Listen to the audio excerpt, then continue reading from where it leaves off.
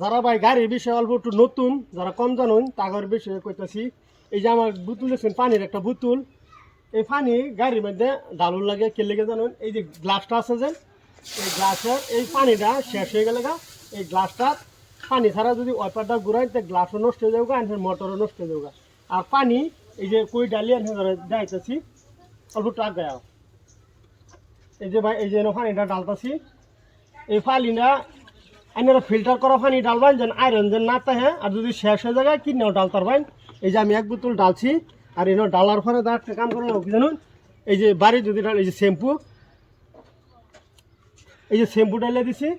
Shampoo ডাললে এনে কী জানুন, গ্লাসটা বা এনে সাফা হইব ফট করে। আজকাল তো জানুন উষের দিন, আর গ্লাস মাছ সাফা করতে লাগে কোনো সময়, এলাকা পানিটা থাউনি লাগে, পানিটা থাকলে বালা বেশি।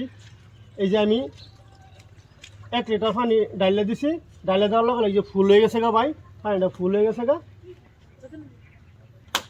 এই যে পানিটা ফুল হয়ে গেছে ওখানে আমি আনহারে দেখাই এটার কি কাম ওরা আনহারা বুঝতে পারবেন। আনহারা যদি কেউ এরকম প্রবলেম থাকে তো এরকম ডাইলে দেবেন। এই দেখুন, এই যে গ্লাসটা দেখা যাবে বা এই যে আমি পানি ডালছি, পানি ডালার পরে এই দেখুন